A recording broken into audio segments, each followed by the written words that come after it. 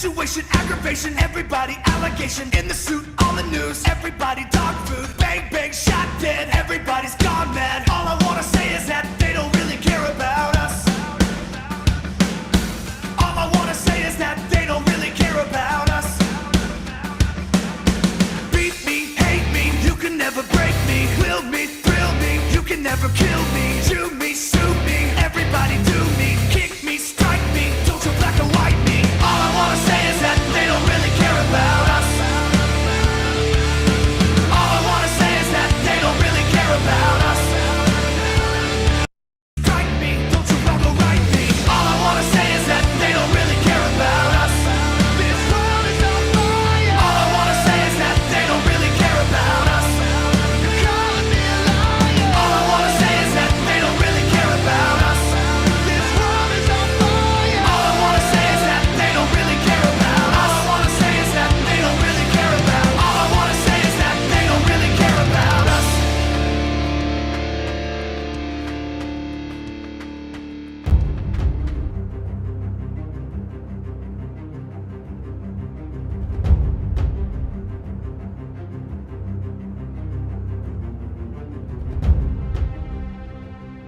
And Google to complete assignments issued by the CIA. The Central Intelligence Agency has its tendrils in every single aspect of modern life. Books, magazines, movies, television, social media, and big tech. Just as the CIA works hard to undermine freedom and democracy around the world, it also works hard to keep Americans convinced that they live in the greatest country on earth, and that there is no alternative to American supremacy. The CIA is a terrorist organization, the biggest one in the world, and it needs to be abolished and its records made public. The United States has no right to impose its will on the rest of the world, and it certainly has no right to do it in secret.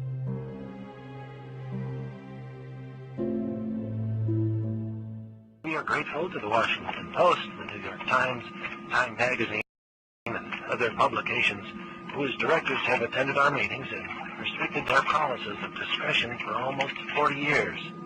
It would have been impossible for us to develop our plan for the world if we had been subject to the bright lights of publicity. But the world is now more sophisticated and prepared to march toward a world government.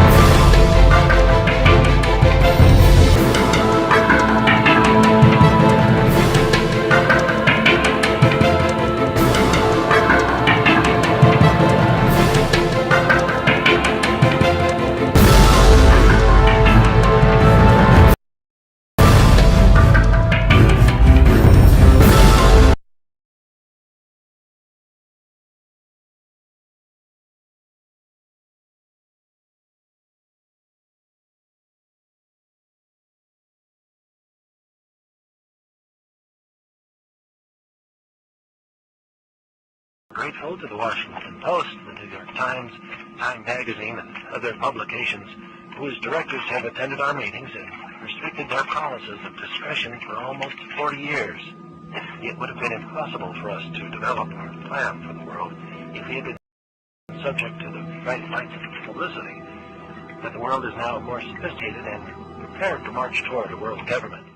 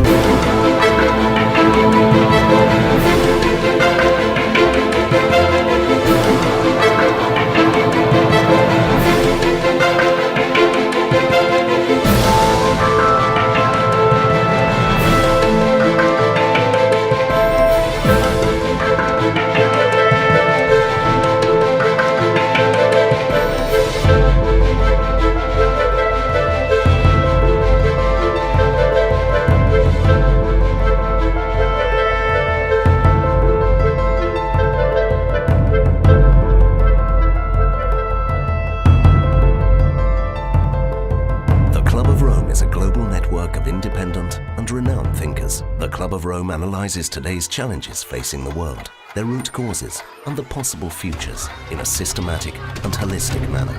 The Club of Rome encourages global debate in order to set in motion actions that by the middle of the century will ensure a more secure, equitable, and prosperous world.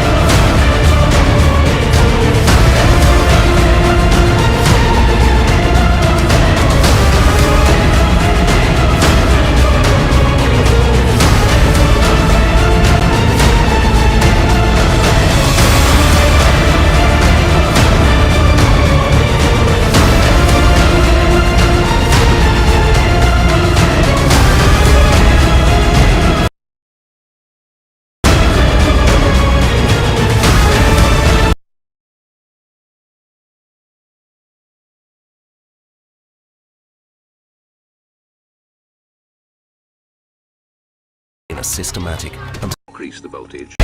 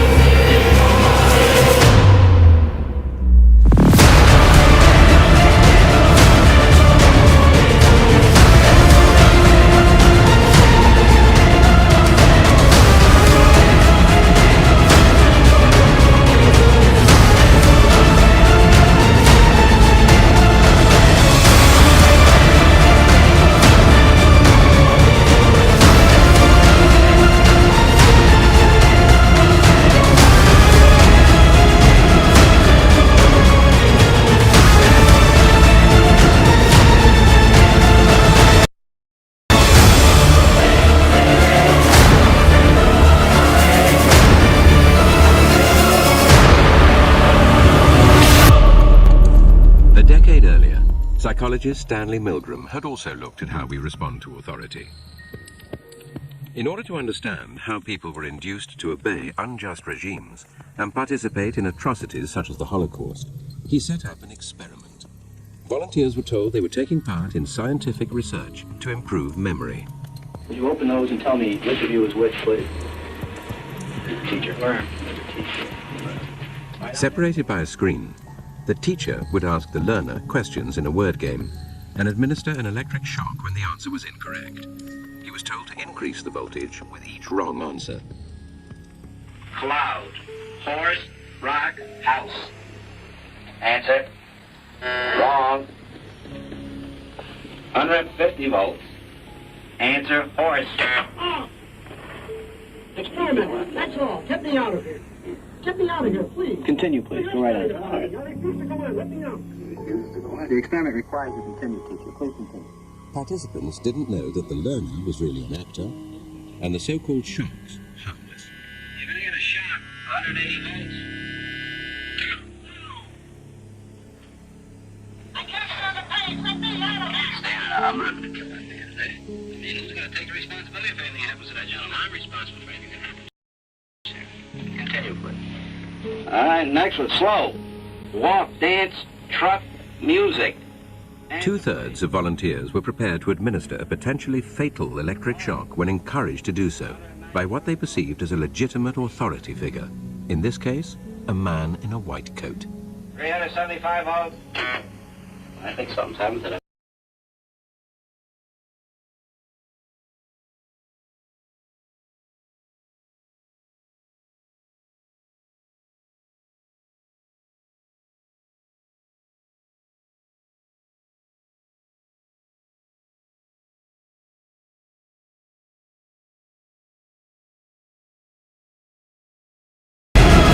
Increase the voltage. A post-Nazi Germany context. Music. Two-thirds of volunteers were prepared to administer a potentially fatal electric shock when encouraged to do so by what they perceived as a legitimate authority figure. In this case, a man in a white coat. 375 volts. I think something's happened to that fellow in there. I don't get no answer. He was hollering with less voltage. Can't you check in to see if he's all right, please? Milgram's findings horrified America. They showed that decent American citizens were as capable of committing acts against their conscience as the Germans had been under the Nazis.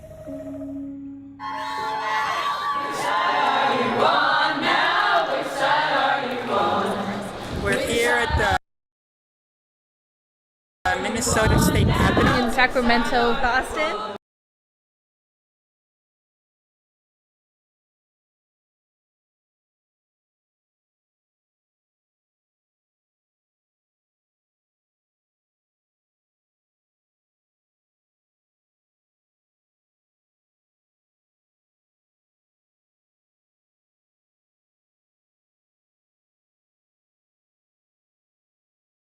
In 1936 and 1942, Himmler ordered the building expanded and rebuilt for ceremonial purposes.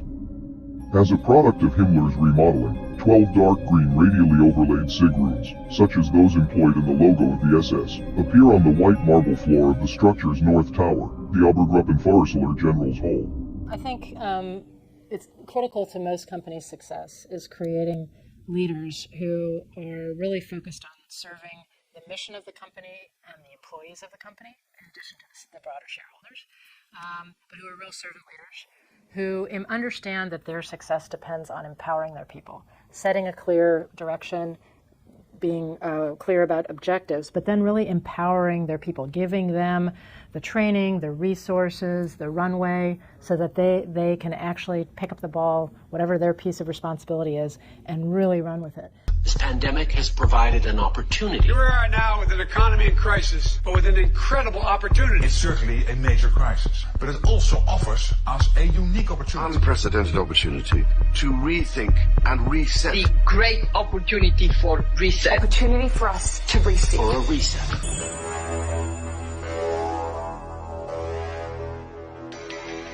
Some people would say this revolution is characterized by the fight of robots against human beings. And we will win this fight. Professor Klaus Schwab was born in 1938 in Ravensburg, Germany, where Nazi crimes against humanity were committed. His father, Eugene Wilhelm Schwab, was the managing director of Escher Weiss Ravensburg, a company that used slave labor to manufacture weapons of war for the Third Reich. While Klaus, his father, was at the helm, the Nazi Party awarded Escher Weiss Ravensburg the title of National Socialist Model Company. Years later, Klaus Schwab joined the board of directors at Escher Weiss Ravensburg, where he played a key role in the development of South Africa's nuclear weapons program during the darkest years of the racist apartheid regime. Today, Klaus Schwab is the founder and executive chairman of the World Economic Forum. If you'd like to meet the people who are supposed to repair the state of the world, or give a piece of your mind to the bankers who helped get us into this mess, we can tell you where to find a lot of them. The World Economic Forum. Founded in 1971, the World Economic Forum is an international private organization which receives billions of tax-free dollars from its members and their global enterprises.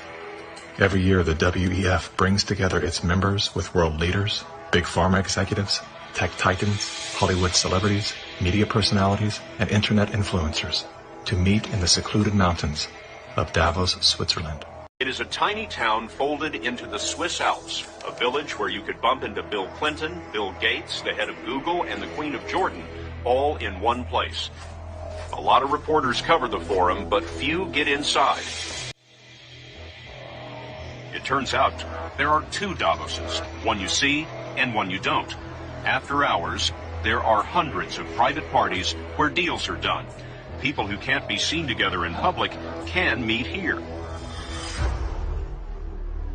Your Royal Highnesses,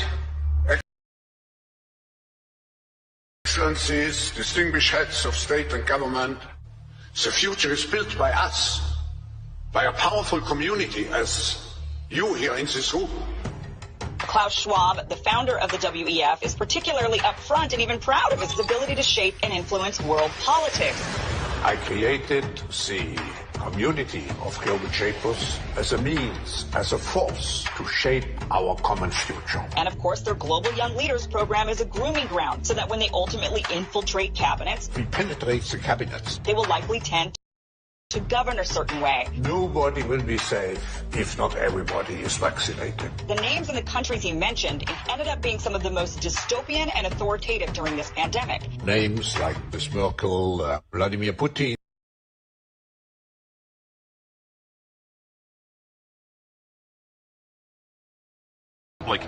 Understood. Founded in 1971, the World Economic Forum. Pick up the ball. See. Pick up the ball. See. Understood what was in the Vladimir Putin and so on. Other names? Jacinda Ardern, Sebastian Kurz, Mauricio Macri, Mark Zuckerberg, Jack Ma, Gavin Newsom, Stéphane Bancel, Chelsea Clinton, Leonardo DiCaprio, Sanjay Gupta, Dr. Leana Wen, Alexander and Jonathan Soros, George Soros' sons, and several of the Rothschilds. And of course, Now who could represent such a world better than you, Prime Minister?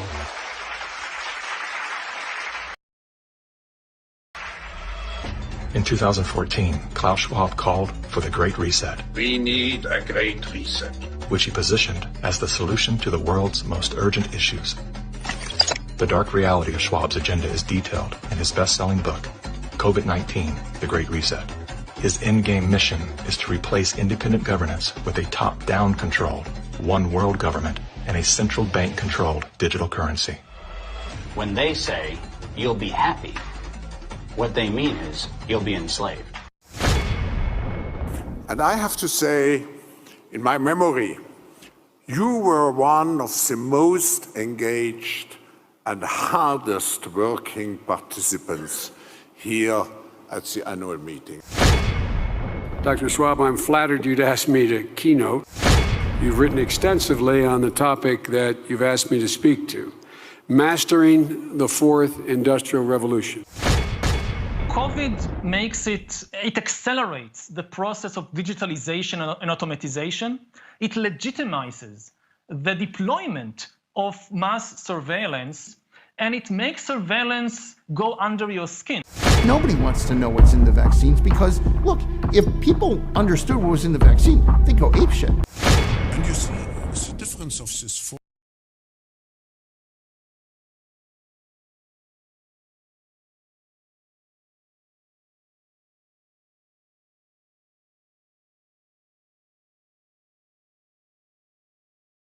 See. Understood what was in the vaccine, they'd go apeshit. And you see, the difference of this fourth industrial revolution is it doesn't change what you are doing.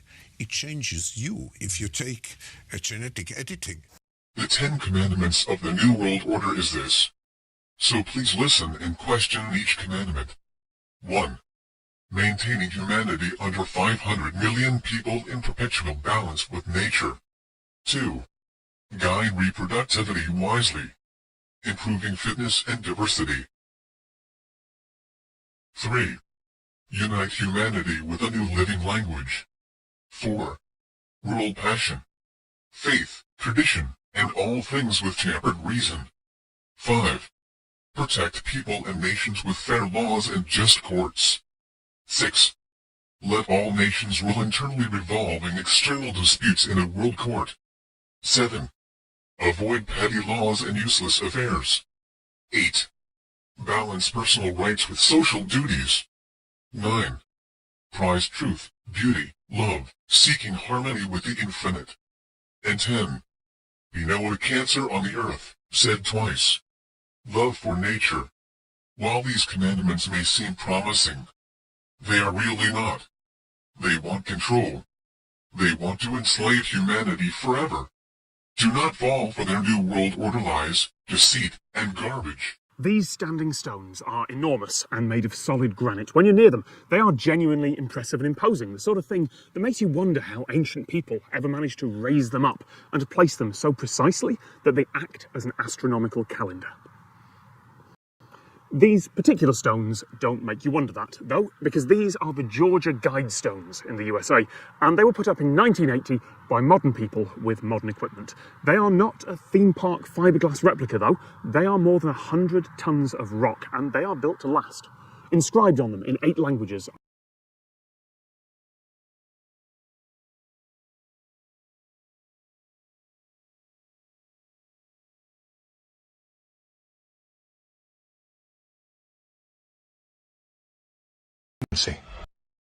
commandments inscribed upon it, one of which says that you should guide reproduction wisely, and another that says it'd be a really good idea to have a world population under 10% of what it currently is, and doing all that while hiding your identity.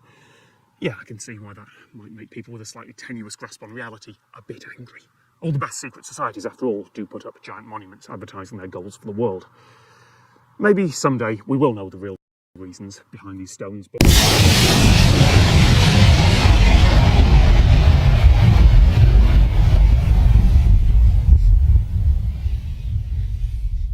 Dr. Fauci, America has changed so rapidly in the last week. When is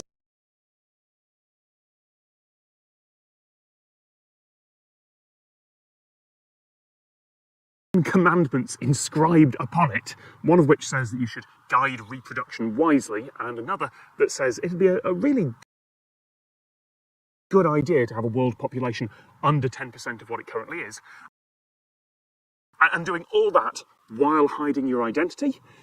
Yeah, I can see why that might make people with a slightly tenuous grasp on reality a bit angry. All the best secret societies, after all, do put up giant monuments advertising their goals for the world. Maybe someday we will know the real reasons behind these stones, but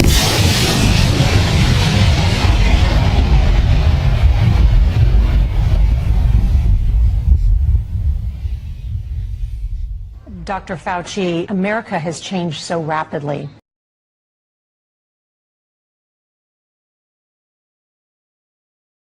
The rest of the world to come right down now. The Korea curve is peaking. It's starting to kind of flatten out.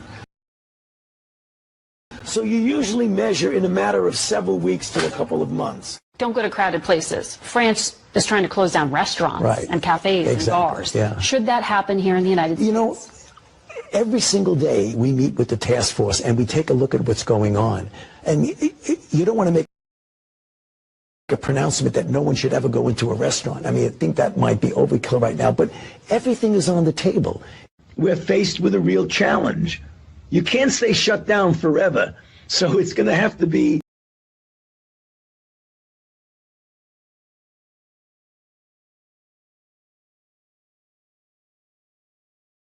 the rest of the world, because if you look at what's going on, so many other countries are trying to do the same thing we're trying to do. The question is, we needed to do it prudently and safely in the context of our ability to respond when you do see these bit of resurgences. And a final question. Are you breathing a sigh of relief yet? A sigh of relief? No. I never get ahead of myself. I'll breathe every sigh, as Yogi Berra used to say, it ain't over till it's over. And that's when I'll breathe a sigh of relief, when we're really completely out of this, right? Dr. Anthony Fauci, Director of the National Institute of Allergy and Infectious Diseases, thank you so much for joining me today. It was a pleasure. The COVID-19 pandemic is one of the biggest challenges we are facing. It's been a stark and painful reminder that nobody is safe until everyone is safe. There will be other pandemics and other major health emergencies. No single government or multilateral agency can address this threat alone. Together, we must be better prepared to predict, prevent, detect, assess, and effectively respond to pandemics in a highly coordinated fashion. The 194 member states of the World Health Organization resolved to work together towards a new international instrument for pandemic preparedness and response. This renewed collective commitment is a milestone in stepping up pandemic preparedness at the highest political level. Such an agreement, rooted in the World Health Organization Constitution, could strengthen existing international health instruments, especially the international health regulations, and provide a firm and tested foundation on which we can build and improve. The agreement also has the potential to foster an all-of-government and all-of-society approach, strengthening national, regional, and global capacities and resilience to future pandemics. This could include greatly enhancing international cooperation to improve alert systems, data sharing, research, and local, regional, and global production and distribution of medical public health countermeasures such as vaccines, diagnostics, and personal protective equipment. The agreement could also recognize the One Health approach that connects the health of humans, animals, and our planet. To achieve this, WHO will support its member states in their work and facilitate the involvement of relevant stakeholders, including from civil society and the private sector. Pandemic preparedness needs global leadership for a global health system fit for this millennium. To make this commitment a reality, we must be guided by solidarity, fairness, transparency, inclusiveness, and equity. What is the Global 2000? Once again, when I heard about this policy, it was 3 days after it had been accepted by the United States government as its official policy. And the Global 2000 was a blueprint for mass genocide produced by the Club of Rome. Basically, what the Global 2000 calls for is the destruction of half of the world's population by the year 2050, hence the title 2000. They built a case based on Bertrand Russell and H.G. Wells' findings that the world was going to be overpopulated, would be a terrible place to live in. That was picked up by a fellow called Robert Strange McNamara, and a stranger individual you're not likely to meet in this world. And this man had a conference of all the leading bankers about 12 years ago, and he said the biggest menace facing the world today is the American middle class and overpopulation. He linked the two together. And he said, by the year 2050, this is the state of the world. All of these unfed, unwashed people, no jobs. He said, do we want to live in a world like that? So the Global 2000 was a genocidal plan to take care of the people of the United States who don't have any jobs, and like Alexander King said, are never going to get their jobs back, and the masses of people in other nations. That is why we had the sudden appearance of AIDS. When I was in the service, I was told there's a CAB experiment, that's chemical and bacteriological warfare experiment, going on in Sierra Leone, in Africa. That's a remote corner of Africa, West Africa, just above Liberia. If you look at your map, your atlas, and you'll see where it's located. Why Liberia? Extremely hard country to get to. You have to fly from London. That's the only way you can get there. You land on an island, and then you've got to take a ferry across to the mainland. And of course, all people taking the ferry are heavily scrutinized. And I managed to work my way. I was told the Americans were doing the CAB experiment. I managed to work my way to within striking distance of a small mission station. And what I discovered was that these blacks were coming in from the bush to this mission station with broken arms or an ulcer on the leg or something like that. And they were ostensibly being treated there, but they were dead by the evening. What was actually going on was that a laboratory had been set up using Lassa fever virus. Now at that time, Lassa fever was one of 4 viruses that could jump the human-animal barrier. And it was a deadly virus. They were trying to create a virus that could be mass-produced and it could be sent out through the World Health Organization to get rid of millions of people in the world. But the Lassa fever virus proved uncontrollable. It killed 3 scientists who were working there. So the orders came from Washington, burn the place to the ground, and that's exactly what they did within a radius of 100 miles. They bottled up some of these viruses they'd been experimenting with and took them back to the Centers for Disease Control in Atlanta. There they began again, but again they escaped and killed 3 more scientists. So they incinerated the whole laboratory, sealed it off and incinerated. The same experiments are now going on in Harvard University right now.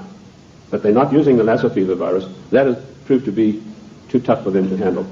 Instead, the United States government gave millions of dollars to the United States military chemical and bacteriological warfare establishment at Fort Detrick, and they began experimenting with the AIDS virus. I knew about the AIDS 3 years before the word ever came out in the world, in the United States particularly, because of my field work in Sierra Leone. The British government used their Porton Down CAB facility. It's easier to get into the Bank of England vaults than to get into Porton Down. All the deadliest viruses in the world are being crafted there, in pursuance of the goal, the Global 2000, to decimate the world. Shortly after this experiment had finished at Fort Detrick, the World Health Organization started a massive vaccination campaign. They said, for once and for all, we're going to wipe out the scourge of smallpox. They chose Africa and Brazil, launched a massive vaccination campaign. Immediately, AIDS began to appear. Thousands and thousands of people began dying of a strange new virus, which the World Health Organization then said had come from the bite of a green monkey. They forgot to tell you the green monkey's been there for centuries, and he'd been biting people if he ever did for centuries, but no disease of that nature had ever occurred. The World Health Organization deliberately took this virus, which was crafted from a series of animal viruses, including Mediavirus sheep, which destroys the brain, which is why you find AIDS patients get dementia probably first before any of the other AIDS-related complex diseases appear. And they began vaccinating innocent people on a massive scale, and they began dying like flies. Why Africa and why Brazil? Because those 2 countries had the biggest black population in the world. And I want to tell the black people of the United States of America, do not trust the Democrat Party. Do not trust government. Do not believe that government is your friend. To them you are dispensable, the same way as we are. Millions of people died. I went through Uganda on an inspection tour, and I saw whole areas decimated where previously there had been small towns and villages. There was not a living soul in sight. And that is going on today. The AIDS epidemic is completely out of hand. It swept the world. It's been swept under the carpet in the United States of America. We were told that this is a disease which is passed by homosexuals. True enough, but that's not the primary cause of it. This is a crafted virus that was spread throughout the world to decimate the population. Coming behind them, and we reported this about 2 years ago in our World in Review News magazine, is the Vibro 19 cholera virus, the deadly killer. You get this cholera in the morning. If it's not immediately treated with massive doses of expensive antibiotics, you'll be dead in a day and a half. This epidemic swept India, carrying away millions of people. I don't know if you've heard of it in the press. I doubt it. Behind that is a deadly strain of malaria, and some of our forces in Somalia contracted this disease, a strain of malaria which acts almost like the HIV virus. It attacks the human immune system. And behind that, the Black Plague. Now, you've had some experience with Black Plague recently. Experiments were conducted in this area and in California with the Black Plague, distributing them, these plague viruses, to definitive areas by means of enfolded scalar waves using extremely low-frequency radiation, which was a warfare technique developed in 1934 by the great Soviet virologist V.A. Gertchev. This is not Buck Rogers stuff, ladies and gentlemen. This is today's deadly truth. So some of the Indian reservations were targeted, and all of a sudden they began dying of Black Plague. And then we were told, well, the harvest mouse droppings are responsible. Well, the harvest mouse has been doing his droppings for centuries, but none of them got the Black Plague before that. But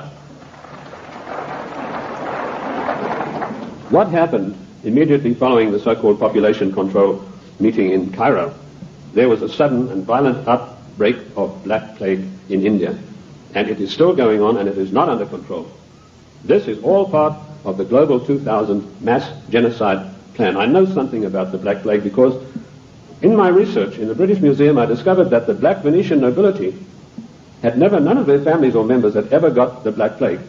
Yet the Black Plague, as you know, swept through Europe and killed half of the population of Europe. But none of their families ever got it. So I began seeking for the answers, and I found them in the Cairo Museum. So people said, well, how come, if these things are true, how are they going to protect themselves? They being the Committee of 300, their servants and their families, they have the means of protecting themselves by certain types of herbal compounds mixed with sugar.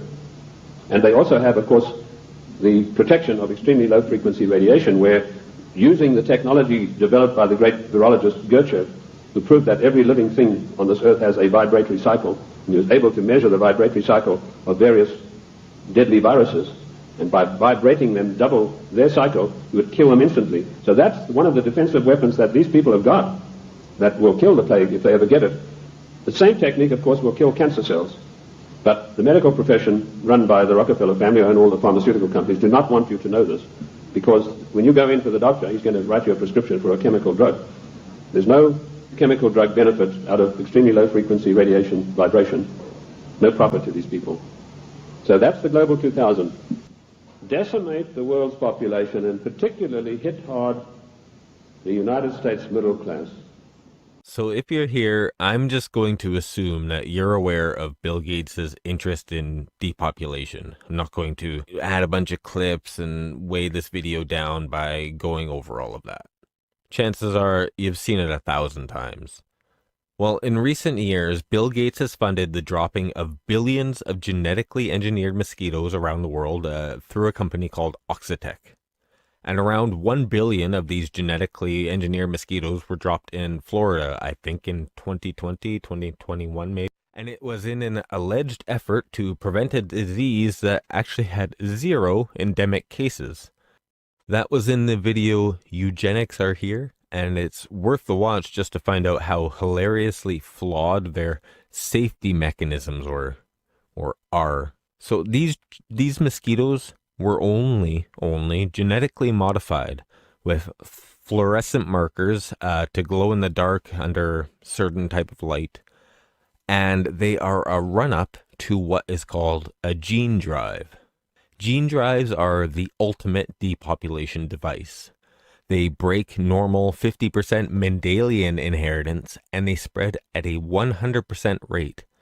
And without every carrier of this gene drive gene going extinct, it will eventually spread through the entire population, generally causing infertility or extinction. But without getting into the weeds, not necessarily. And these things spread exponentially over generations. So you only need a very small introductory group of genetically modified specimens to, within a few generations, infect most of the species, if not all. This ability to drive a gene to cause depopulation has been proposed by many governments around the world as a method to eliminate undesirable invasive species. The government of New Zealand specifically has a program called the Predator Free 2030 or the Predator Free 2040 program, something like that. And that's a plan to use gene drives to exterminate 8 species of mammals, including rats and possums.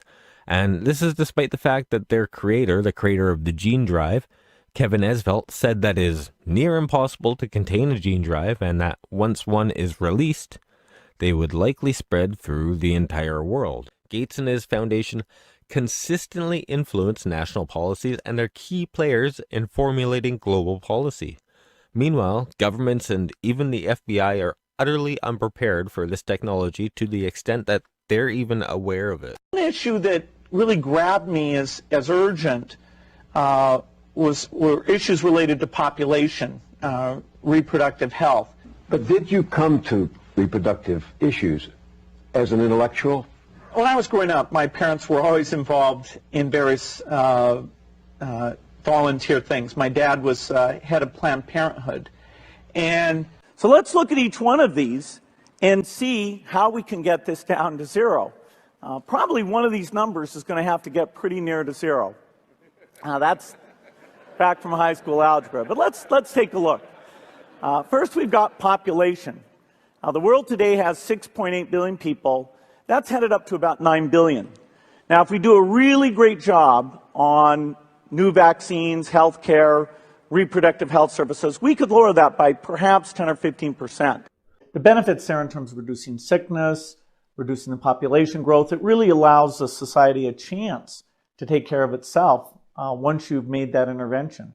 A gene drive is a method of altering a gene so that it is inherited at a greater than natural rate.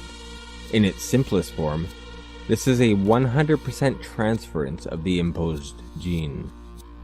Thus, A CRISPR gene drive combines these two technologies to enable the creation of gene sequences which have the potential to make a species extinct. Authority can't keep up. It's just too slow. So we've been trying to do these stopgap measures. We've been first trying to let all the scientists know about the danger. I spent a lot of time talking to iGEM, which is an international genetically engineered machines competition, a bunch of talented undergrads and even high school students who play about with genetically engineered organisms. Very important that they understand that they should not insert the CRISPR system and instructions for targeting it into the same place that it targets. Because you do that in a sexually reproducing organism, you just made a CRISPR gene drive, boom, gone. Now, yes, you run the risk that one of them is going to do this deliberately. Eventually that's going to happen, but we have to push it off for long enough so that we can do some good with the technology first. The strong version of the precautionary principle says don't do anything until you can understand all of the consequences. And that's fine as long as you get to stay where you are if you do nothing. But that's not the world we live in.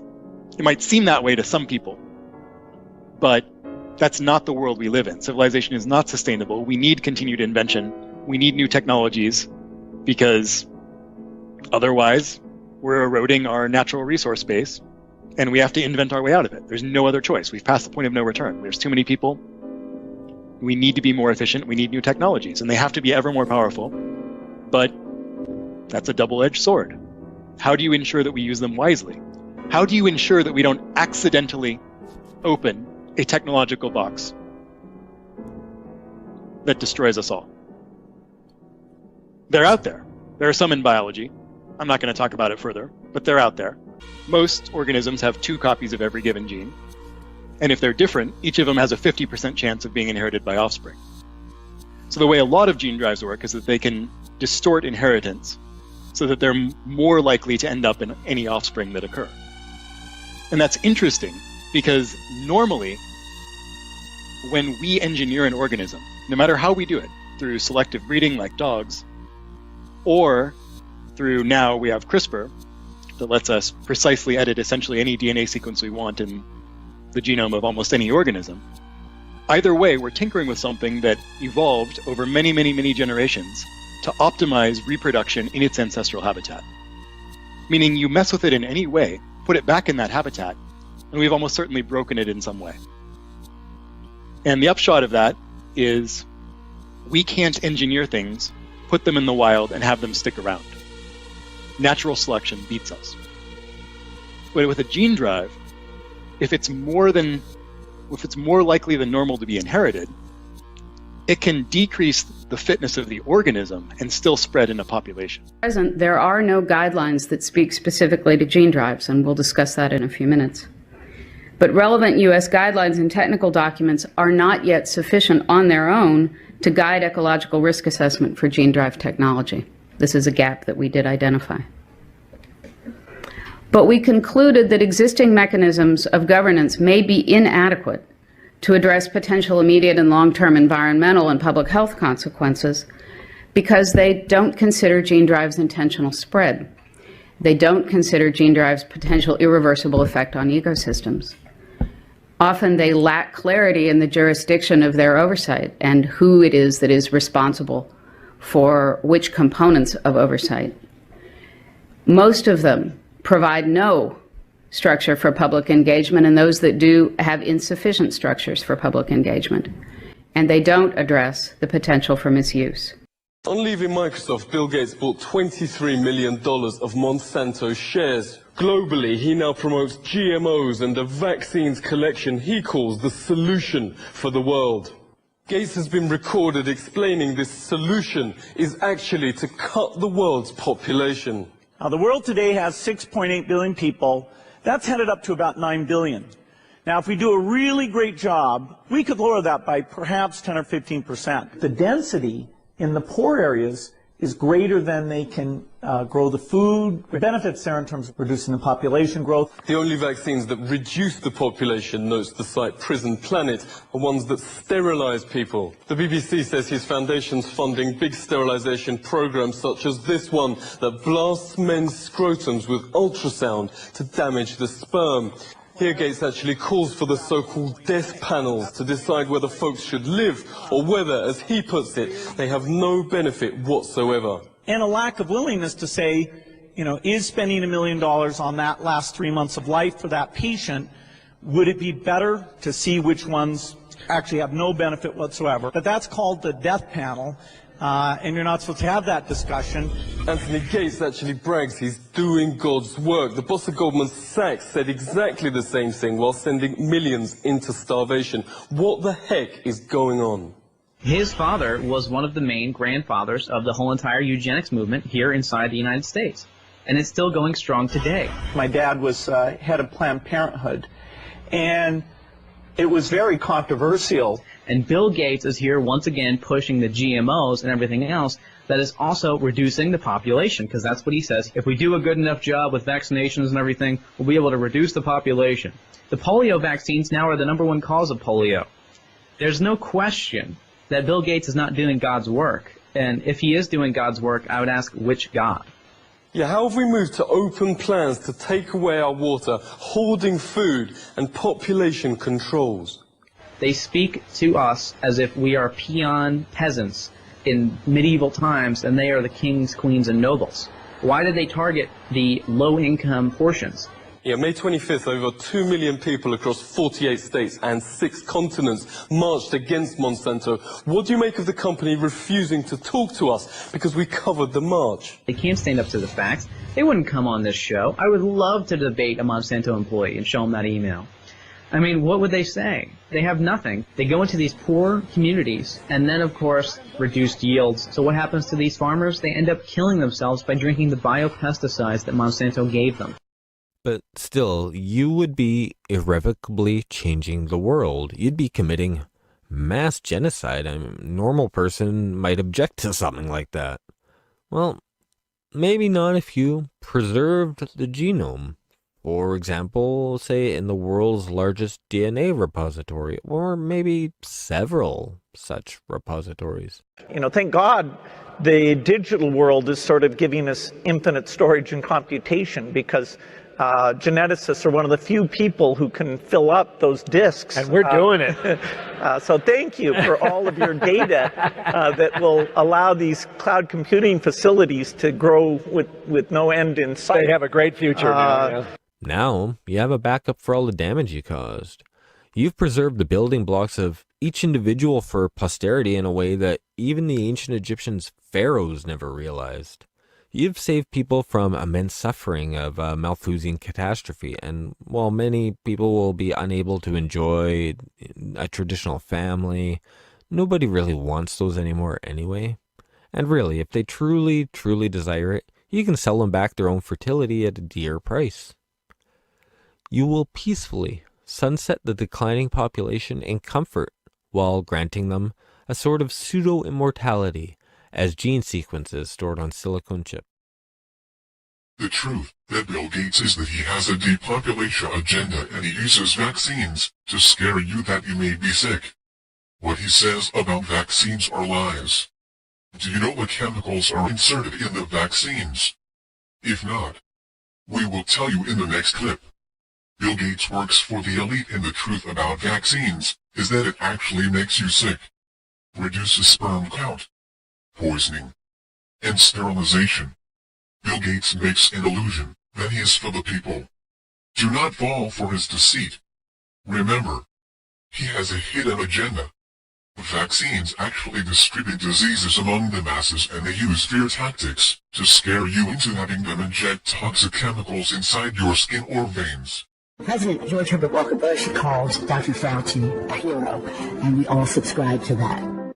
I think of Dr. Fauci. Probably never heard of him. You did. Ann heard him. He's a very fine research top doctor at National Institute of Health, working hard doing something about research on this disease of AIDS. I came up with the idea that we should hold a special session of the Security Council on HIV/AIDS. I was told by everyone, including my own staff, you can't do this, it's not done, it's not in the UN Charter. And I said, but AIDS is a security issue because it's destroying the security, the stability of countries.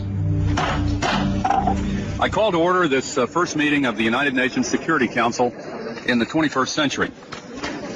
When 10 people in sub-Saharan Africa are infected every minute, when 11 million children have... It was the first time that the Security Council debated on something that was not, let's say, war and peace. When a single disease threatens everything from economic strength to peacekeeping. That was a breakthrough because it opened so many doors, and presidents, prime ministers say, oh, it was debated in the Security Council, this must be a serious problem. When I came to Congress, my first statement on the floor was I've come here to fight HIV and AIDS. As the president arrived for his State of the Union speech, everyone expected him to issue an ultimatum to Saddam Hussein. They were not prepared for what came first. Today on the continent of Africa, nearly 30 million people have the AIDS virus. Across the continent, only 50,000 AIDS victims. Only 50,000 are receiving the medicine they need. I ask the Congress to commit $15 billion over the next 5 years, including nearly $10 billion in new money, to turn the tide against AIDS in the most afflicted nations of Africa and the Caribbean. The president announced the initiative in Washington and raised the hope that earlier treatment and prevention would soon lead to the beginning of the end of AIDS. You could have imagined that we'd be talking about the real possibility of an AIDS-free generation. But that's what we're talking about. That's why we're here. The ultimate tool will be a vaccine, and scientists are making great progress.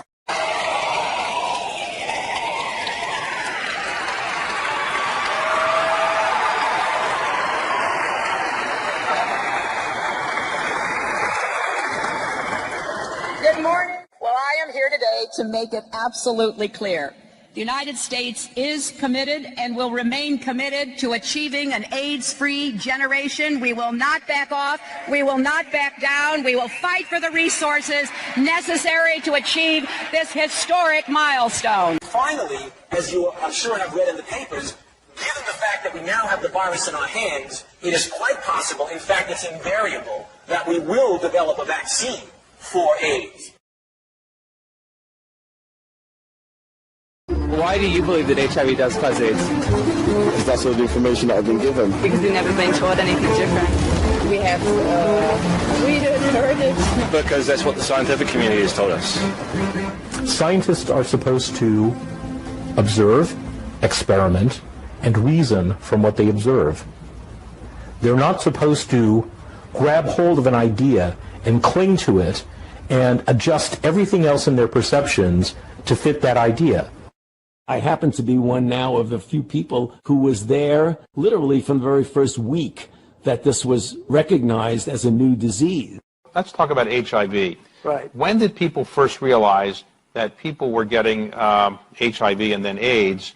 That was in the early 80s, I suppose. But why did it take scientists so long to figure out what was causing HIV and then how to prevent HIV from becoming AIDS? Why did that take so long? Well, I'll answer your first question. We first became aware of it in a report of the MMWR from the CDC on June 4th of 1981, followed by one in July 5th, 1981, of the first cases from Los Angeles and then from New York, San Francisco, and Los Angeles. I don't think at all that it was a long time before we found out what it was. The first cases were recognized, even though it was around probably 10 years before. In the summer of 1981, the virus was discovered in the spring of 1983 and proven to be the cause. Discovered by whom? By Francois Barré-Sinoussi and Luc was the Nobel Prize awarded to people who... Yes. It was discovered by one group in France, but proven definitively to be the cause of AIDS by Bob Gallo here when he was at the NIH. Did they both win the Nobel? Francois Barré-Sinoussi and Luc Montagnier won the Nobel Prize. Bob Gallo did not. Good afternoon, ladies and gentlemen. First, the probable cause of AIDS has been found, a variant of a known human cancer virus. Second, not only has the agent been identified, but a new process has been developed to mass produce this virus. Thirdly, with discovery of both the virus and this new process, we now have a blood test for AIDS. With the blood test, we can identify AIDS victims with essentially 100% certainty. Muddy trails surrounding HIV.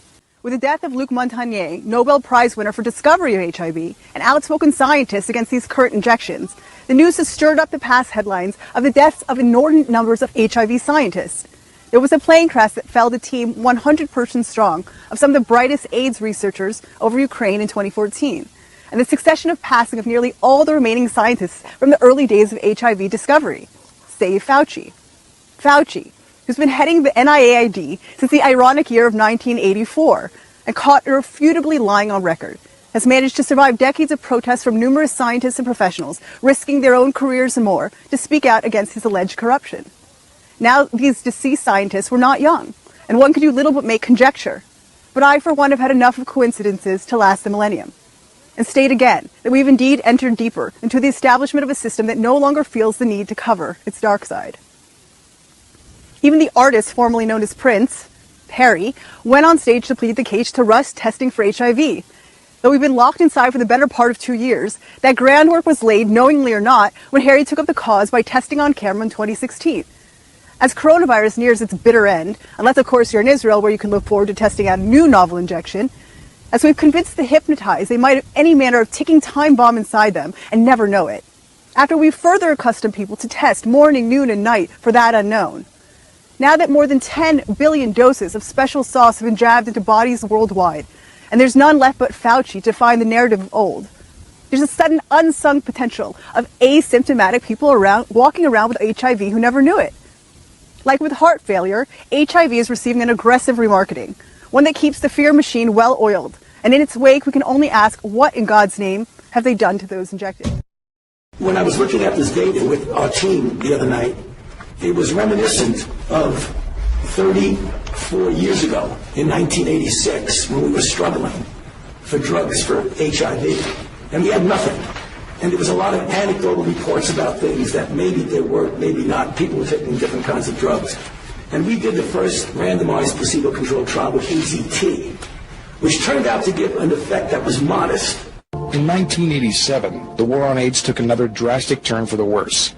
AZT, a toxic chemotherapy deemed too poisonous for cancer treatment, was approved to treat symptomatic and asymptomatic HIV patients in an attempt to kill the virus that causes AIDS. AZT is a DNA chain terminator, a poison designed to randomly destroy the DNA synthesis of reproducing cells. It was initially developed to treat leukemia victims, but after animal testing, the FDA determined that it was too toxic for use in human beings and banned it.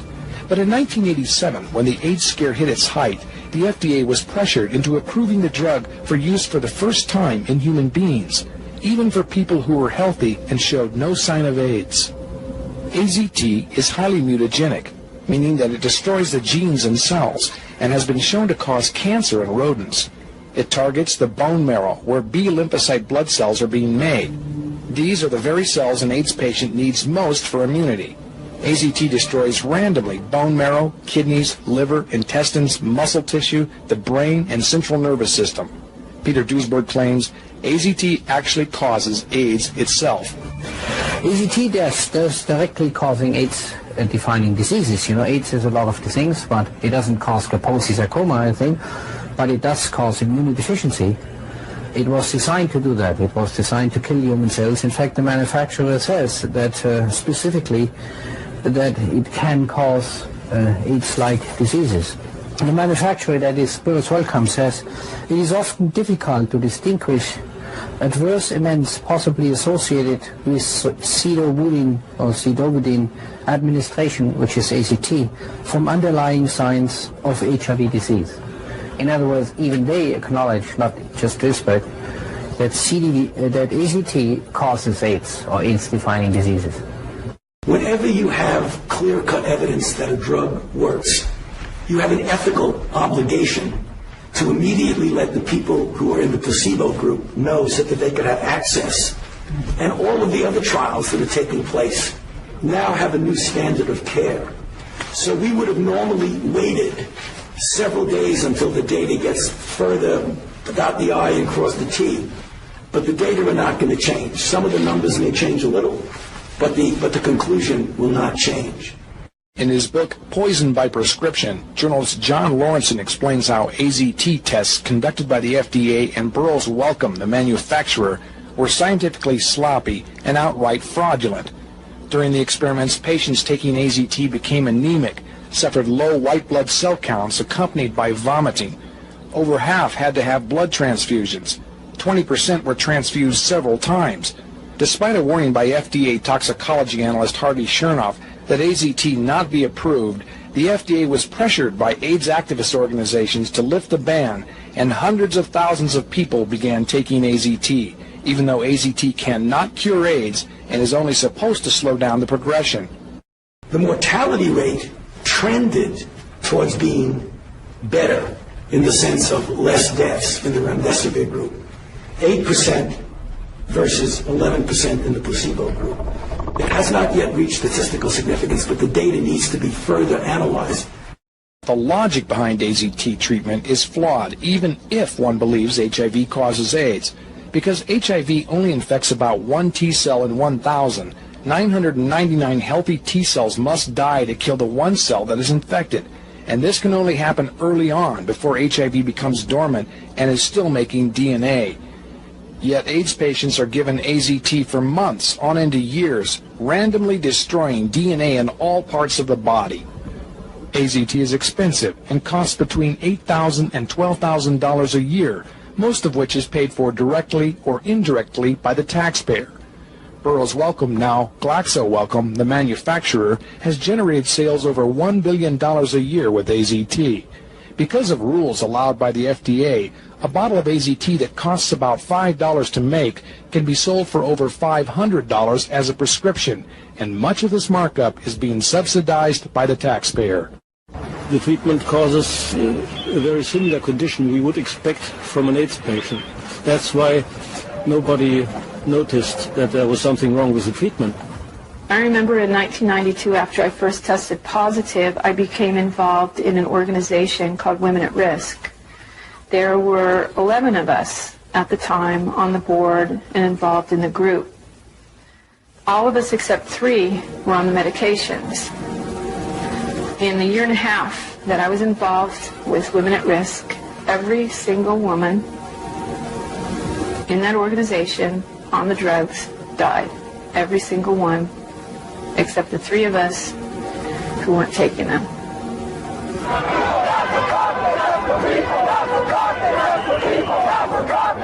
We weren't just given handfuls of AZT, we demanded it.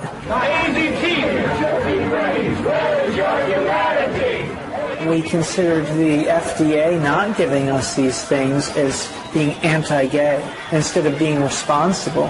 And so we went and we lobbied and we pushed for all these things, and we didn't think clearly about what it was we were asking for. It's like that saying, be careful what you ask for, it may come to pass. Whenever you have clear-cut evidence that a drug works, you have an ethical obligation to immediately let the people who are in the placebo group know so that they can have access. And all of the other trials that are taking place now have a new standard of care. So we would have normally waited several days until the data gets further, dot the I and cross the T. But the data are not going to change. Some of the numbers may change a little, but the conclusion will not change. ACT UP wanted to speed up the approval process for new drugs. One of our greatest demonstrations and most famous was at the FDA.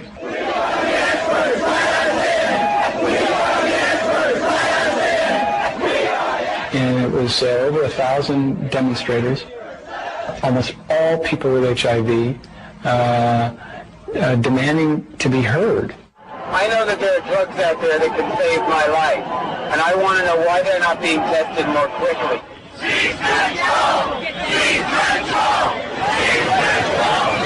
I began to get beyond the rhetoric and the theater of the demonstrations and to really listen to what it is that they were saying. So I invited a group of them up to my conference room, and we spent a couple of hours talking about their concerns. And again, it just confirmed in my own mind that most of their concerns were really quite valid. So to explain this for people that might be new to this particular kind of fraud, here's how it works. You create a fake activist group to push an agenda seemingly on behalf of society or an oppressed minority, when in fact you're controlling that group for your own purposes. Now, does that mean that everybody who was ever a member of ACT UP or ever went to a demonstration was in on it, on the game? And the answer is no, because part of the game of creating these fake groups is also to attract legitimate people, mislead them, and weaponize them. And that's exactly what the drug companies did with ACT UP. Now, the question is, were they playing Tony Fauci, or was Tony Fauci playing along? Let's take a close look at an in-depth narrative he gave about his experience with ACT UP. Watch his body language, and you tell me. Very early on in the course of this pandemic, the activists were making extremely good points about the uniqueness of this, the need to do more, the need to be less rigid in our regulatory approaches towards the approval and testing of new drugs, and the rigidity and lack of flexibility in how we design clinical trials, all of which were the classical way to approach drug development, therapeutic developments, clinical trials, and FDA approval. They wanted to get our attention, so they would do it in a very theatrical way, and they scared a lot, because for the most part, the scientific community and the regulatory community are conservative. And I say conservative, I don't mean conservative in an ideological, political way, but conservative in their approach towards science. It's nice that people are interested who are not scientists, but leave them out of it and lets us scientists make the decision. So they didn't pay much attention to the activists. I, for one reason or other, began reading intensively what they were writing, and even though when they were demonstrating and closing down Wall Street and invading St. Patrick's Cathedral and doing things like that, looking very eccentric and scary to some people, I try to phase that out and just listen to what they said and read what they wrote, and they were making perfect sense. So since I was always out there as a government official, they equated me, my face, my name, with the federal government.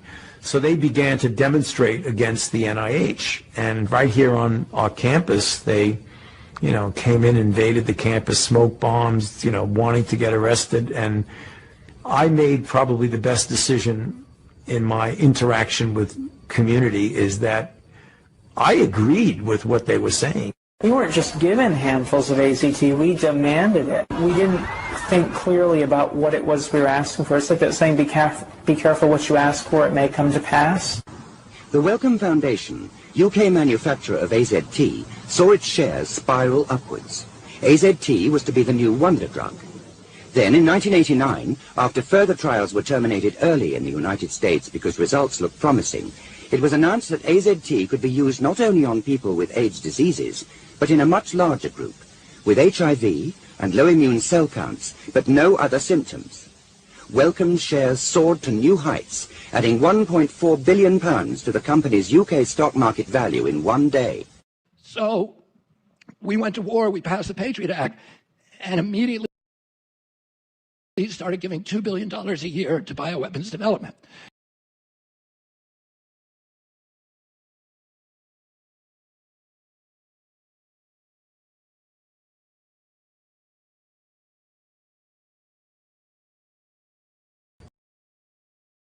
I, for one reason or other, in my stop. And the thing the military wanted was gain-of-function studies, where they could take wild viruses and turn them into bioweapons. And bioweapons development always includes vaccine development, because unlike chemical weapons, with bioweapons there's always blowback. It's called the boomerang effect. If you give your enemy bubonic plague, your guys are going to get it first, too. They're going to get it quickly. So the only way you can deploy bioweapons is if you have already developed a vaccine. So the race is to develop a vaccine simultaneously with bioweapons, and then you can deploy the bioweapons, and your enemy will take a couple of years to develop the vaccine. And you can inoculate all of your team. So in 2014, 3 of Tony Fauci's bugs escaped.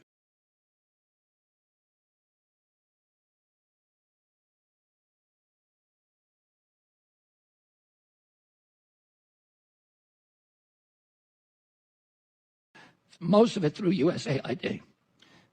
But they also, the CIA, as we now know, was also running this organization called the EcoHealth Alliance, which Fauci was funneling his money through. It was like a laundromat where they funneled federal money so that their fingerprints would not be visible on the. Senator, with all due respect, I disagree with so many of the things that you've said. You're still unwilling to admit that they gained in function, but they gained in lethality. According to the definition that is currently operable, we're not going to get anywhere close to trying to prevent another lab leak of this dangerous sort of experiment. You won't admit that it's dangerous, and for that lack of judgment, I think it's time that you resign.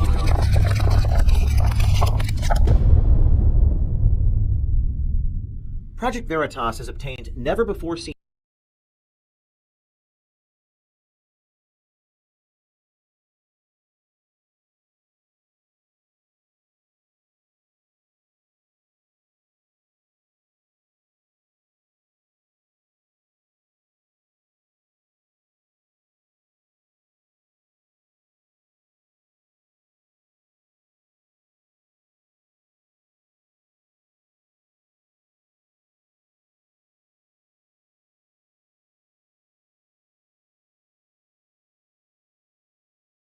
most of it through USAID.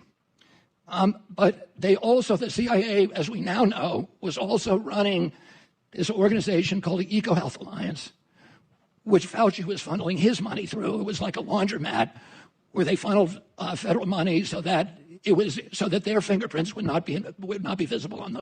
Senator, with all due respect, I disagree with so many of the things that you've said. You're still unwilling to admit that they gained in function, but they gained in lethality. According to the definition that is currently operable, we're not going to get anywhere close to trying to prevent another lab leak of this dangerous sort of experiment. You won't admit that it's dangerous, and for that lack of judgment, I think it's time that you resign.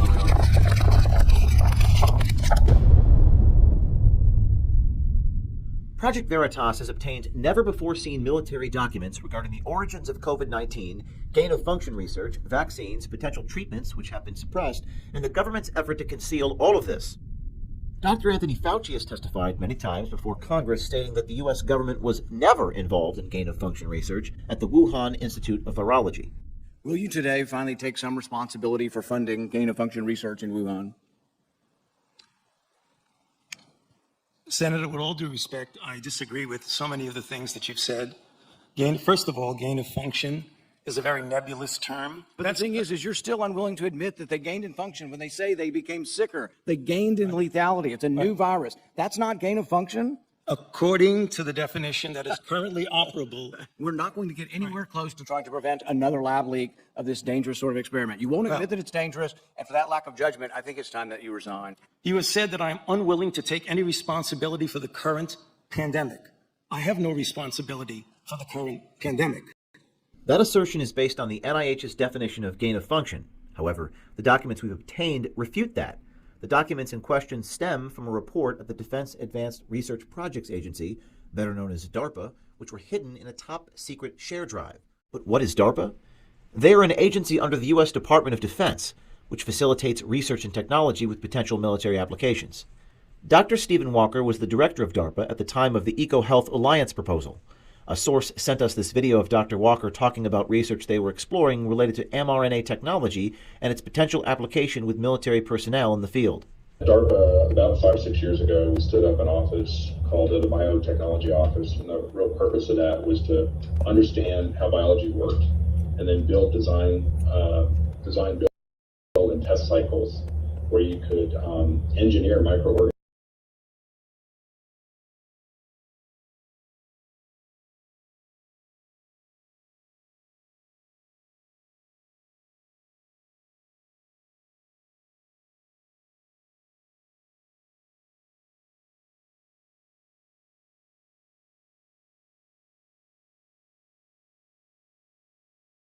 which have been suppressed, and the government's effort to conceal all of this. Dr. Anthony Fauci has testified many times before Congress stating that the U.S. government was never involved in gain-of-function research at the Wuhan Institute of Virology. Will you today finally take some responsibility for funding gain-of-function research in Wuhan? Senator, with all due respect, I disagree with so many of the things that you've said. First of all, gain of function is a very nebulous term. But the thing is you're still unwilling to admit that they gained in function when they say they became sicker. They gained in lethality. It's a new virus. That's not gain of function? According to the definition that is currently operable, we're not going to get anywhere close to trying to prevent another lab leak of this dangerous sort of experiment. You won't admit that it's dangerous, and for that lack of judgment, I think it's time that you resign. You have said that I'm unwilling to take any responsibility for the current pandemic.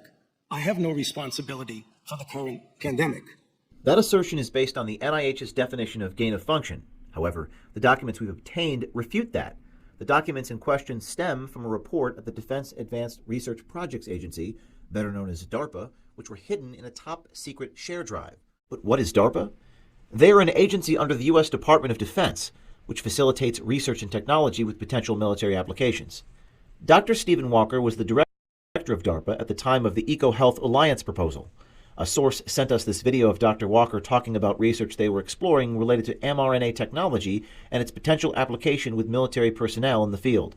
DARPA, about 5 or 6 years ago, we stood up an office called the Biotechnology Office, and the real purpose of that was to understand how biology worked, and then build, design, build, and test cycles where you could engineer microorganisms to do things that you want to do.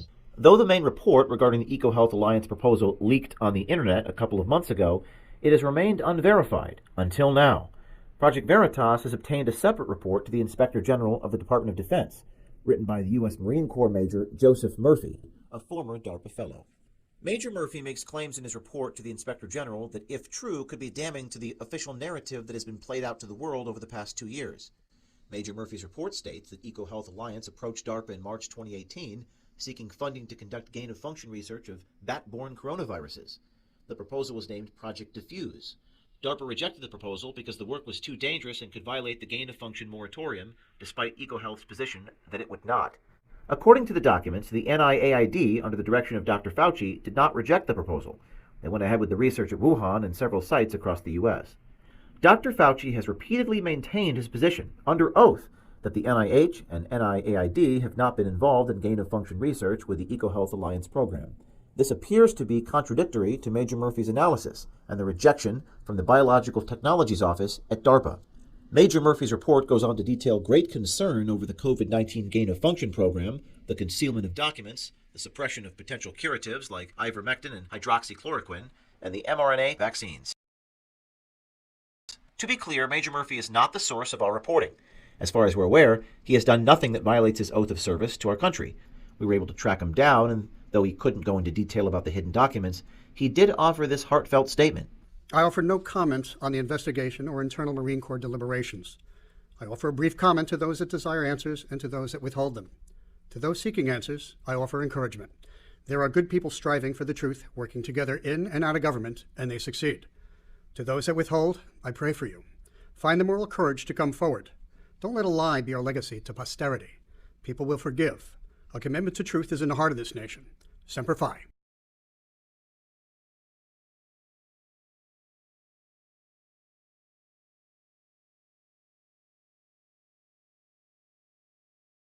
Wuhan and I offer encouragement. There are good people striving for the truth, working together in and out of government, and they succeed. To those that withhold, I pray for you. Find the moral courage to come forward. Don't let a lie be our legacy to posterity. People will forgive. A commitment to truth is in the heart of this nation. Semper Fi. Project Veritas reached out to DARPA for comment regarding the hidden documents and spoke with the Chief of Communications, Jared Adams. Doesn't sound normal to me. No, like I said, if something resides in a classified setting, then it should be appropriately marked. I'm not at all familiar with unmarked documents that reside in a classified space. No, that, like I said, that doesn't sound like. I mean, it's not good practice to put unmarked materials in, in a classified space. But there may be cause.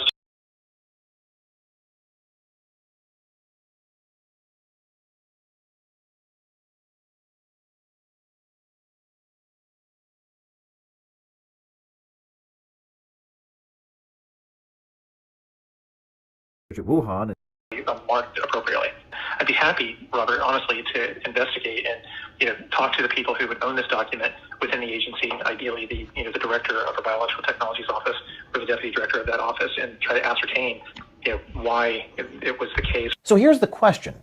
If the Department of Defense, the same people who make our nuclear arsenal, felt this research was too dangerous to proceed with, why in the world did the NIH, NIAID, and EcoHealth Alliance recklessly disregard the risks involved? Did they purposefully change the definition of gain of function in order to bypass the moratorium? Further, who at DARPA made the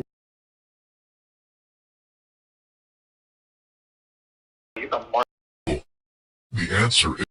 I offer encouragement. There are good people striving for the truth, working together in and out of government, and they succeed. To those that withhold, I pray for you. Find the moral courage to come forward. Don't let a lie be our legacy to posterity. People will forgive. A commitment to truth is in the heart of this nation. Semper Fi. Project Veritas reached out to DARPA for comment regarding the hidden documents and spoke with the Chief of Communications, Jared Adams. Doesn't sound normal to me. No, like I said, if something resides in a classified setting, then it should be appropriately marked. I'm not at all familiar with unmarked documents that reside in a classified space. No.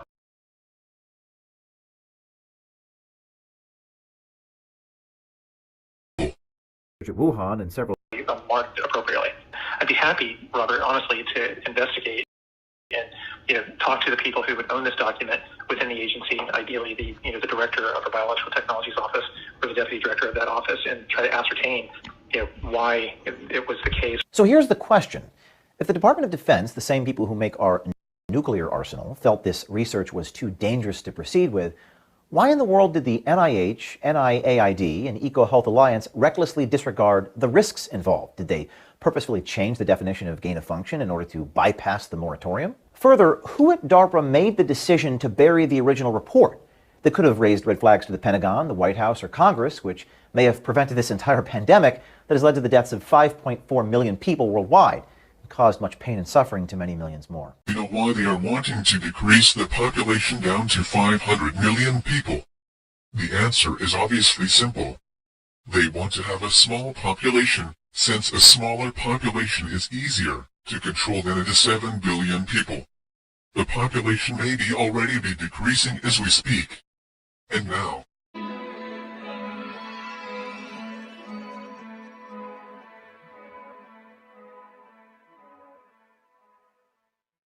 some people assume we are just going back to the good old world, which and everything will be normal again, and how we are used to it's old fashioned.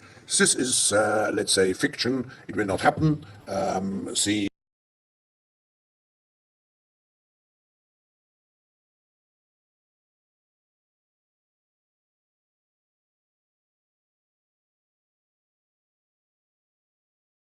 Biological systems. One of the features of this fourth industrial revolution is that it doesn't change what we are doing, but it changes us. Aujourd'hui, au bout de ça, on parle de puces qu'on pourra s'implanter. Ce sera quand ça? Certainement dans les 10 années à venir. Et d'abord, on va les implanter dans nos vêtements, c'est-à-dire wearables, comme on le dit. Et après, on pourrait s'imaginer qu'on les implante dans nos cerveaux ou dans notre peau. Et à la fin, peut-être il y a une communication directe entre notre cerveau et le monde digital. Ce que nous voyons, c'est une sorte de fusion du monde physique, digital et biologique. The difference of this fourth industrial revolution is it doesn't change what you are doing. It changes you. If you take a genetic editing, it changes you. If you take a genetic editing. Our bodies will be so high-tech we won't be able to really distinguish between what's natural and what's artificial. The very idea of human being some sort of natural concept is really going to change. The Internet of Bodies, or IOB, is actually an ecosystem. It's a bunch of devices that are connected to the internet that contain software and that either collect personal health data about you or can alter the body's function. We think of the Internet of Bodies as this collection of all these devices as well as all the data that the devices are gathering about you.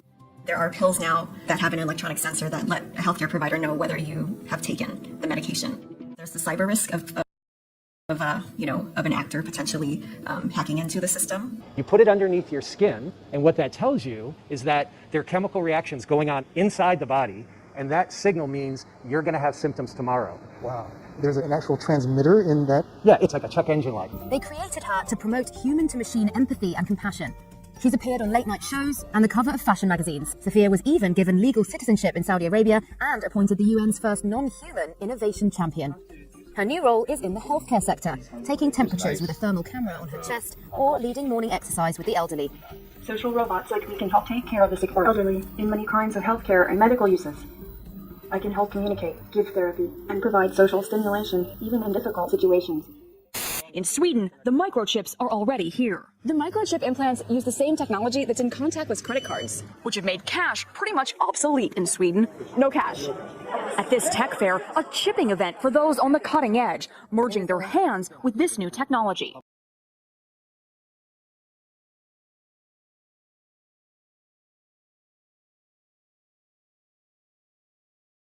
To the brain.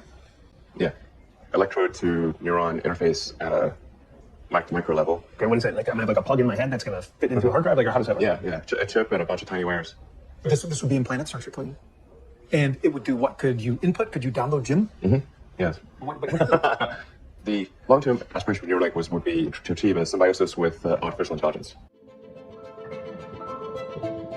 This project started because the government was interested in developing better ways for us to connect to the brain. What are the physical processes we could use? What are the techniques that might give us the ability to communicate with the brain through the skull? So we started this in a very exploratory phase, and we looked at how we might be able to use magnetic fields and how we might be able to use light. Both of these things can penetrate the skull, and we wanted to understand if signals from the magnetic field and from light would allow us to record and stimulate the brain. As the magnet turns on, the flies are stimulated, so we're working to stimulate their brain. Using nanoparticles that I've already injected into the flies. So if we attach a specific drug to the nanoparticles here, we could put it in the entire body. What we've designed, and we've done this very, very quietly, but we're glad to now release it to the world, is this idea of Teslaphoresis, which is a discovery we made several years ago, and we've been developing it.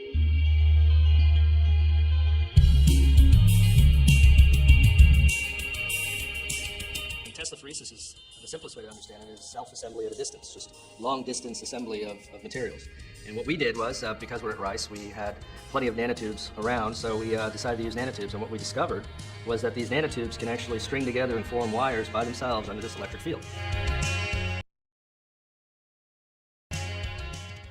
You can convert the carbohydrates that are within bread to graphene, or we can do it on a coconut. So you can take a coconut and convert that into graphene. Now, why would we want to have something like this? This is all conductive, and so it can conduct electricity.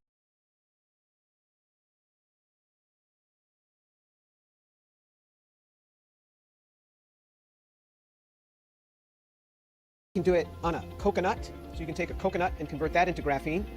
Now, why would we want to have something like this? This is all conductive, and so it can conduct electricity. So what we can do now is we can make electronics embedded within fabrics and make electronics embedded within wood. Why would one want edible electronics? Well, first of all, let me start with, very often we don't see the advantage of something early on, but when we make it available, people start seeing the real advantage. So can you even have electronics embedded on food and then say, use this as a heat circuit to heat the food more easily? There's, say, an RFID tag written onto this potato.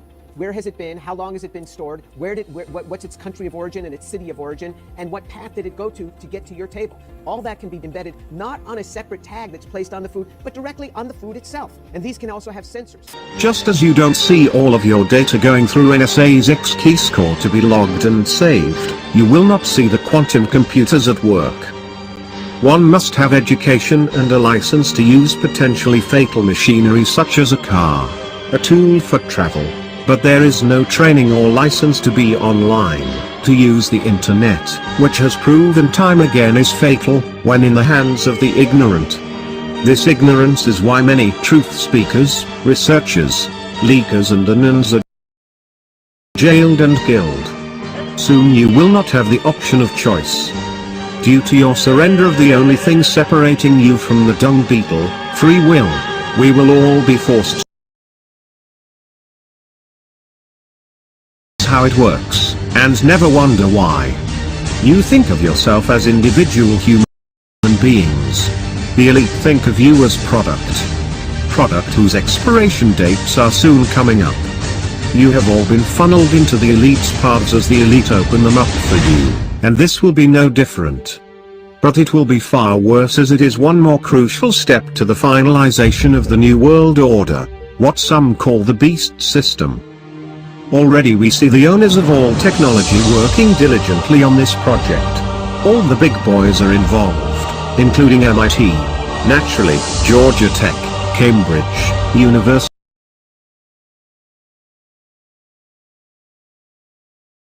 of Maryland, Nanjing University, University College of London, University of Tokyo, Chinese Academy of Sciences, Niels Bohr Institute, University of Basel and Bristol University, Yale and Berkeley of course, and more.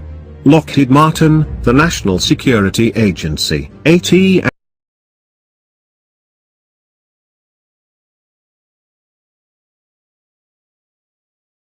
Shopping is done online. Payments done online. Applications done online. Communication done online. Filing your taxes, receiving medical records, all done online. You have all been funneled into a life of total dependence to the internet. Why do you think that is? Is it not obvious? How do you control everyone in the world when they think they are in different countries? One platform. How do you gain control over all aspects of every individual's life? One platform that records and saves all data from each individual. People think they are free. Fools and oblivious to the fact that every time they press a button on their keyboard it is logged and recorded. It is stamped with the date, time and location. People ignore the fact that this is how it works, and never wonder why. You think of yourself as individual human beings. The elite think of you as product whose expiration dates are soon coming up. You have all been funneled into the elite's paths as the elite open them up for you, and this will be no different. But it will be far worse as it is one more crucial step to the finalization of the New World Order, what some call the beast system. Already we see the owners of all technology working diligently on this project. All the big boys are involved, including MIT, naturally, Georgia Tech, Cambridge, University of Maryland, Nanjing University, University College of London, University of Tokyo, Chinese Academy of Sciences, Niels Bohr Institute, University of Basel and Bristol University.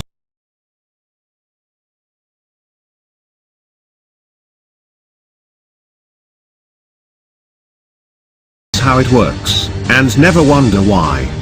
You think of yourself as individual human beings. The elite think of you as product whose expiration dates are soon coming up. You have all been funneled into the elite's paths as the elite open them up for you, and this will be no different. But it will be far worse as it is one more crucial step to the finalization of the New World Order, what some call the beast system. Already we see the owners of all technology working diligently on this project. All the big boys are involved, including MIT, naturally, Georgia Tech, Cambridge, University of Maryland, Nanjing University, University College of London, University of Tokyo, Chinese Academy of Sciences, Niels Bohr Institute, University of Basel and Bristol University, Yale and Berkeley of course, and more. Lockheed Martin, the National Security Agency, AT&T, Airbus, and Fujitsu, Microsoft and Intel have joined Alibaba, Google, IBM, Tencent and a host of academic and national research labs including China, the European Commission, Russia and the US in a quest to build working quantum computing hardware and software. Once again, we see the main elite strongholds working all together to bring this one system into place. And some people still think these countries are separate entities. Silly sleepers. Everything is connected already thanks to the internet. So if one country has the quantum experience up and running, every country is subject to it. Their info will simply be routed through that system until theirs is finalized. We have already seen them beginning to integrate this with cryptocurrencies. Once quantum computing is up, everything that was encrypted before will no longer be encrypted. So all of you who jumped on the crypto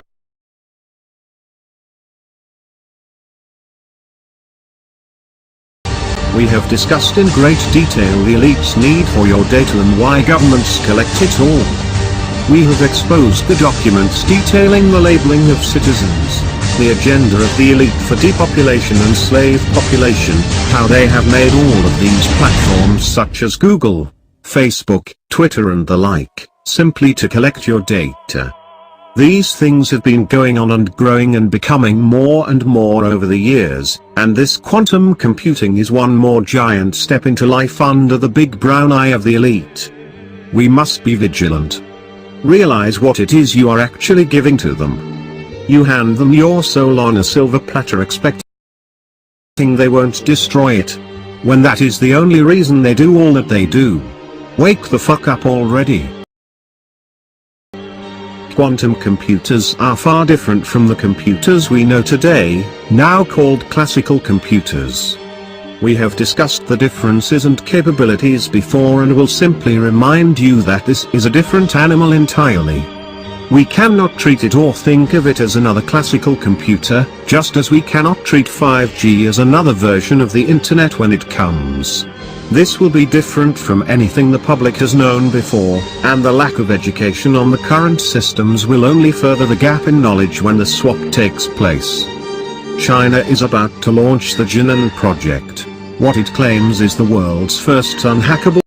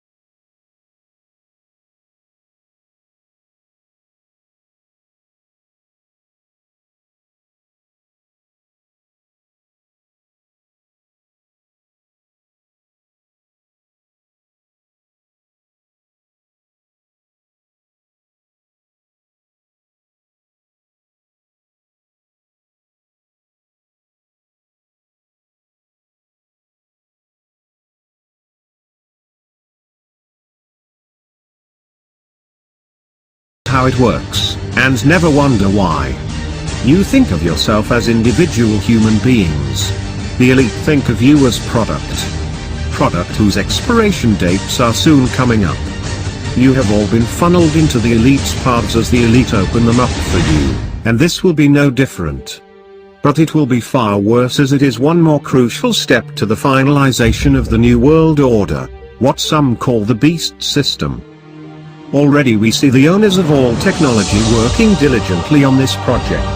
All the big boys are involved, including MIT, naturally, Georgia Tech, Cambridge, University of Maryland, Nanjing University, University College of London, University of Tokyo, Chinese Academy of Sciences, Niels Bohr Institute, University of Basel and Bristol University, Yale and Berkeley of course, and more. Lockheed Martin, the National Security Agency, AT&T, Airbus, and Fujitsu, Microsoft and Intel have joined Alibaba, Google, IBM, Tencent and a host of academic and national research labs including China, the European Commission, Russia and the US in a quest to build working quantum computing hardware and software. Once again, we see the main elite strongholds working all together to bring this one system into place. And some people still think these countries are separate entities. Silly sleepers. Everything is connected already thanks to the internet. So if one country has the quantum experience up and running, every country is subject to it. Their info will simply be routed through that system until theirs is finalized. We have already seen them beginning to integrate this with cryptocurrencies. Once quantum computing is up, everything that was encrypted before will no longer be encrypted. So all of you who jumped on the crypto bandwagon will be fully exposed, which will force you to take a crypto they offer which is secured through quantum encryption. It is also obvious we really hope you get it this time. They will provide the cryptocurrency with the only encryptions they provide. Because of this, there can be no privacy from the elite. They must know all. Nothing is new. Nothing changes because the people do nothing to stop it. The companies making the encryptions are the same ones that have been exposed for putting backdoors and spyware they make into the devices and platforms everyone uses. We have discussed in great detail the elite's need for your data and why governments collect it all. We have exposed the documents detailing the labeling of citizens, the agenda of the elite for depopulation and slave population, how they have made all of these platforms such as Google, Facebook, Twitter and the like, simply to collect your data. These things have been going on and growing and becoming more and more over the years, and this quantum computing is one.